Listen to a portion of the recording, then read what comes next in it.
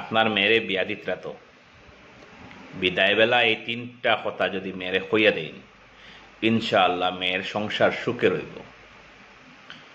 প্রথমত হইবা যে মা, এই ঘরটা তোমার বাবার ঘর, এই ঘরের দরজা তোমার লাগিন সারা জীবনর লাগিন খোলা, কিন্তু কোনোদিন জামাইর লগে দরবার সাজিয়া করিয়া এই বাড়িতে আইও না।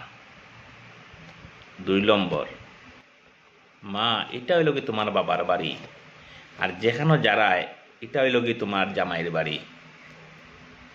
কোনোদিন বাপর বাড়ির খারাপ কোনো গফ গিয়া জামাইয়ের বাড়িত করিও না, আর হিনর কোনো খারাপ গফ আনিয়া ইনো করিও না।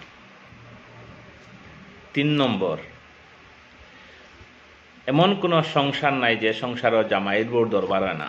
ছোটোখাটো একটা দরবার হয়, কিন্তু ঘুমাইবার আগে এই মলমালিন্যটা শেষ করে ঘুমাইও। কারণ হইতে পারে সকালে তুমি ঘুম থেকে উঠিতে না, আর হইতে পারে হেও উঠিত না। আর যারা জামাই আসেন, হাজব্যান্ড সকল আসেন, তারা কইয়ার একটা মেয়ে তাই বাবার বাড়ি সংসার সব কিছু ছাড়িয়া একমাত্র আপনার লাগি নাইছি। আপনার ঘরের সব সদস্য তাইর লগে যেসাতা ব্যবহার করুকা, এটলিস্ট আপনার কাছে মেয়েটা শান্তি পাইত। আপনার যখন কিনারও যাইব তখন আপনি সব কিছু শেষ করবার চিন্তাধারা করবা, সান্ত্বনা দিবার চেষ্টা করবা। আপনার তাইর মনের কথাটা আপনি শুনবা, শোনার চেষ্টা করবা কিতা হইতো চায় মানুষটায়।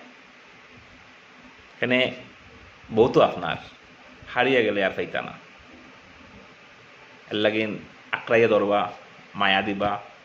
আপনার ঘরের সব সদস্য তাইরে মেন্টালিও মুখ দিয়াও কষ্ট দেখবা, কিন্তু আপনার কাছে আরামটা পাইতো। ধন্যবাদ।